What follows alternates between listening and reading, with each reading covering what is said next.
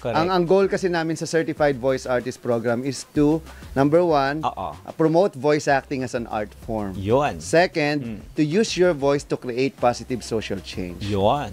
Third na lang yung ano, kumbaga, kung hanggang 10 na lang yun eh. Yung result na lang kasi ng ginawa mo, yung monetary. Totoo. Ayaw ko kasi talagang pinag-uusapan ng pera. Kasi syempre, kaya napag-usapan natin dyan, yung mga nanonood sa atin ngayon, yung mga estudyante, yung mga magulang, o anak, may talent ka sa ganyan, yan kaya ang pasukin mo. Pakinggan lang, mawala daw pong pera doon, paano tayo kikita? Hindi, yun yung point doon. Kung pera nga yung habol mo, wag mo nang pasukin, maghanap ka na lang ng trabaho. Pero kung yung passion mo ito, purpose mo to, gamitin mo yung boses mo. Kasi like ako, motivational speaker ako, Papa A. I've traveled in 30 countries. Yes. I've been to 50 provinces. I work with DTI, DepEd, and also napakaraming mga iba't iba pang institution at organisasyon. Yun, may pera doon. Boses yun eh. Pero kung pagboboses, unlike before, Papa A, na radyo at TV lang ang medium at ang ano, mas malaki noon kasi 100,000 ang talent fee namin noon. Ngayon dahil kumbaga sabog na yung opportunities, depende na lang siguro sa kliyente. Wala nang standard rate ngayon. Depende na lang sa budget ng kliyente. Kasi kung standard rate, ipipilit mo yung standard rate mo.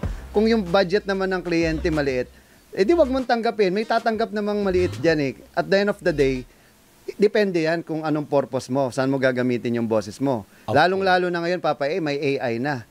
At ngayon, TikTok, Instagram, Facebook, naririnig mo pare-parehas na boses pero AI. Correct. So anong challenge ngayon sa mga future voice talent at mga dating voice talent na boses lang ang kayang gawin, magdabing lang ang pwedeng yung alam. So anong mangyayari sa kanila? So they have to adapt and, accept the change na may nangyayari ngayong pagbabago. Totoo. So, ayan na. Nako, ito na po yung chance ninyo. Siyempre, bukod sa pagiging talents nila, advice din natin dun sa mga gustong gumaya po sa kanila.